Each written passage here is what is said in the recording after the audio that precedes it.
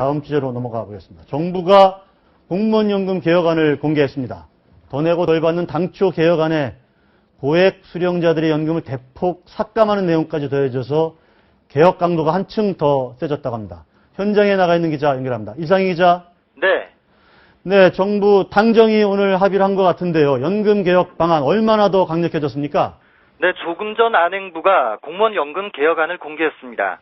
당초 납입액을 40%가량 올리고 수령액을 30% 낮추는 한국연금학회의 안에 뼈대는 그대로 유지했습니다.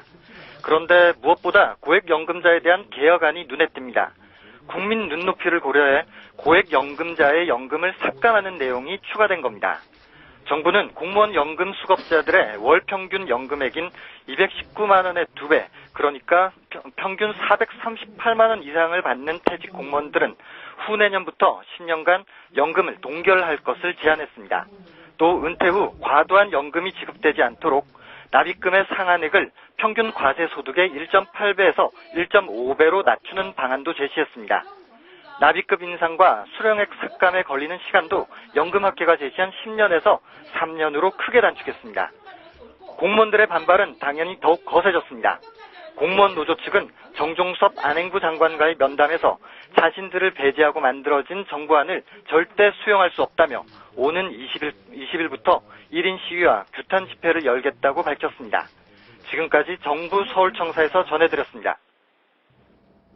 네, 공무원 연금 개혁안. 이게 역대 정부에서 하려고 하다가 실패하고 했던 그거거든요, 바로. 현 정부가 좀 의지를 가지고 한번 하려고 하는 것 같은데, 성공할 수 있을지 제가 좀 봐야 될 것 같습니다. 그런데 지금 오늘 내용을 보면 어쨌든, 좀 더 많이 내고, 덜 받는 개혁안으로 강화한 내용이다. 이렇게 좀 보도가 되고 있는데, 어떻습니까? 좀 저 정도면은 좀 공무원들이 좀 받아들여야 되는 건지.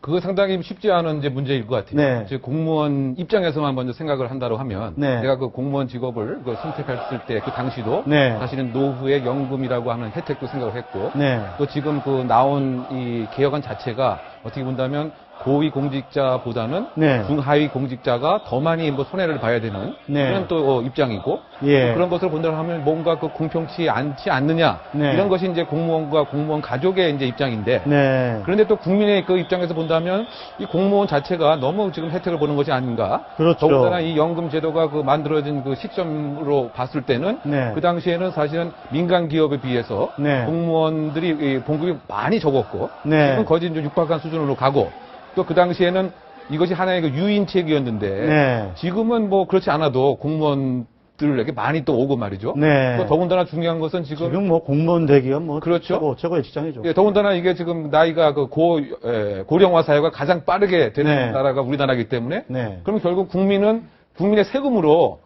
공무원의 메꿀 수밖에 없는. 적자를 다 메꿔야 되느냐, 이건 온당치 않다. 네. 이런 것이기 때문에 네. 사실은 이게 만만치 않은 지금 문제가 아닌가 이런 네. 생각이 듭니다. 네, 지금 사실은 우리나라가 지금 공무원 연금에 대해서 개혁을 하려고 계속 노력을 했었는데요. 네. 실제로 우리나라가 OECD 국가 중에는 고령화 사회로 가장 빨리 진입한 국가 중에 하나입니다. 네. 일본보다도 우리나라가 속도가 더 빠른데, 네. 가까운 일본에서는 10년 전부터 이 공무원 연금을 국민연금과 동일한 수준으로 아예 공무원 연금을 없애는 방향으로 해서 지금은 그렇게 시행이 되고 있습니다. 네. 그렇기 때문에 공무원 연금 자체는 그 젊은 세대에게 굉장히 큰 부담이 되기 때문에 이것은 네. 사회적인 합의를 통해서 결과적으로 연금 수령액을 낮춰야 하는데요. 네. 처음에 연금을 만들 때는 기대 수명이 이렇게 높지가 않아서 연금을 고전할 수 있을 거라고 아마 생각을 했었어요. 네. 그런데 지금은 기대 수명이 굉장히 높아졌고, 또 공무원 월급 수준이 일반 사기업 수준으로 높아졌기 때문에 공무원 네. 연금 자체가 그 당시 개혁하기 전에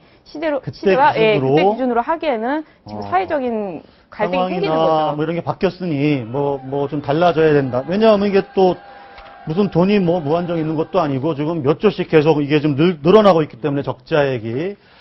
자, 우리 좀 전에 그래서 그러나 공무원 노조들은 또 뭐 할 말이 뭐 많이 있겠죠, 당연히. 그래서 저렇게 새누리당 공청회에서 시위도 하고 했는데, 우리가 관련해서 우리 공무원 노조 측에 누구죠? 네, 지금 전화 연결을 한번 해보겠습니다. 자, 녹취군요, 녹취. 예, 한번 녹취를 한번 들어보겠습니다. 네. 이 4대 공적 연금을 아우를 수 있는 사회적 협의체를 구성을 해달라고 요청을 할 거고요. 그 사회적 협의체에서 모든 전반적인 걸 다 논의를 해야만이 앞으로 이런 갈등의 불들을 없앨 수 있는 분야이기 때문에. 네. 공적연금 계약 저지를 위한 공동투쟁위원장이네요. 그러니까 공적연금 계약이다. 이렇게 지금 규정을 하고 있는 것 같은데. 언론에서는 이제 정부 측의 보도가 상당히 많이 나오고 있어서 공무원 노조가 왜 좀 반대하고 있는지 한번 자료를 한번 찾아봤습니다. 네. 한 두 가지 정도를 주장하고 있는데 공무원 노조 쪽에서는 과거 IMF 시대 때 이 부족한 재정을 연기금에서 가져다가 구조조정 기금으로 썼기 때문에 재정이 파탄이 났던 것이고 그 다음에 이 연금이라는 것 자체가 사회적 구조 제도 일종이기 때문에 국민연금을 오히려 높이는 것이 낫지 공무원 연금을 낮추는 것은 바람직하지 않다라는 네. 두 가지 논리를 대고 있는 것 같습니다. 네. 근데 사실 IMF 때 공무원 연기금을 가져다가 쓰긴 했지만 그 돈보다 더 많은 재정이 이미 투여가 돼 있기 때문에 약간 근거가 박약한 것 같고 네. 그다음 이 국민연금 자체도 국가의 혈세가 너무 많이 들어가기 때문에 우리 재정 구조상 도저히 감당할 수 없어서 낮춘 건데 다시 그걸 놓친다는 건 재정적인 고려를 전혀 하지 않은 것 같습니다. 네. 그러니까 이게 그분들의 논리적 근거가 조금 박약한 측면이 있는 것 같아서 네. 단순히 지금 반대만을 위한 반대로밖에 보이지 않기 때문에 네. 국민들의 공감을 얻지 못하고 있는 것 같습니다. 공무원 연금이 가장 큰 문제인 것이 국민연금은 법적으로 연금 수령액이 보장되어 있지 않습니다. 네. 그런데 이제 공무원 연금 같은 경우에는 법적으로 보장이 되어 있기 때문에 네. 이 적자가 나도 계속해서 보전을 해줄 수밖에 없는 상황이 오는 거예요. 네. 그렇다면 국민연금과 공무원 연금을 비교했을 때 어차피 국민으로서 받는 연금이 동일하다면 네. 어떤 평등한 수준에서 맞춰져야 되는데 지금 네. 너무 형평성이 없다는 것이죠. 낸 만큼 물론 내는 그 액수는 국민연금보다 좀 더 많겠죠. 그러나 받는 게 그거에 비해서 훨씬 더 너무 많이 받게 되면 그거는 형평성이 어긋나기 때문에 뭔가 조정이 좀 그리고 이제 필요할 것 공무원도 같고요. 네. 국민의 일환이고 네. 그리고 공무원이 받는 연금 자체도 결국에 공무원 자녀 세대가 내는 세금을 받아가는 거나 마찬가지거든요. 그렇다면 지금 세대가 반드시 부담해야 되는 그것을 자녀 세대에게 넘겨서 지금 자기에게만 이익을 챙기겠다 이런 식으로 공무원 연금 쪽에 비춰지는 것은 좀 문제라는 거죠. 예. 자, 관련해서 오늘 일간지에 보면 공공기관의 고용세습 문제가 보도가 됐습니다. 예.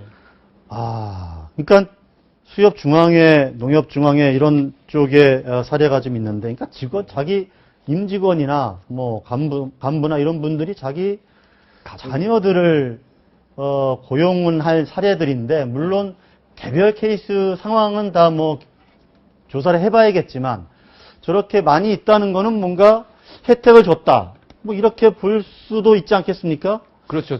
저거를 소위 말해서 뭐 현대판 음서제가 아니냐라고. 현대판 음서제. 예. 네. 예, 계급에 따라서 그렇죠. 세습되는 특권을 받는 것이 아니냐. 네, 네. 더군다나 그 실업난이라든가 그 네. 젊은이의 취업률이 상당히 그 어려운 판에 네. 그 특정 농협이나 수협의 아버지의 아들이라고 해서 네. 그것에 어떤 혜택을 보는 것은 소위 그 공정한 채용 절차에 반하지 않느냐. 그렇죠. 나중에 상당히 좀 중요한 것 같아요. 왜냐하면 네. 우리가 어떤 지금 특권 의식에 대해서 이렇게 여러 가지 비판을 하고 기본노이라든가 기타. 그런데 이것도 결국은 왜곡된 특권 채용제도 아닙니까? 네. 그래서 결국은 공정성에 국민이 느끼는 근본적인 것에 대한 지금 해결책이 여러 곳곳에서 뚫려지고 있는 것이 아닌가. 네. 그래서 결국은 국민이 정부에 느끼는 신뢰라든가 네. 대기업에 느끼는 신뢰 예. 이것의 한 또 단면과 민낯이 지금 드러난 상당히 그런 사례라고 뭐랄까, 이 거죠. 직계가족 우선 채용 조항 이런 거는 법적으로 문제가 있는 거 아닌가요? 노사 합의로 만든 것이기 때문에 법적으로 문제 상당히 곤란할 것 같고 네. 사실 이제 뭐 짧게 한 말씀만 드리면은 네. 요즘 우리 한국 사회 피케티 신드롬이 상당히 좀 뭐 발생하고 있는 것 같습니다. 네. 피케티 책에 보면 이런 말이 있습니다. 내가 누구인지를 결정하는 조건이 얼마나 좋은 생각을 갖고 있는지, 얼마나 노력을 했는지가 아니라 네. 누구의 자녀인지, 누구와 결혼했는지에 따라 네. 결정된다면 그건 더 이상 건강한 사이가 아니다. 아니다. 이런 네. 여지없이 적용되는 대목인 것 같습니다. 알겠습니다. 자, 오늘 말씀 여기까지 듣도록 하겠습니다. 감사합니다. 네.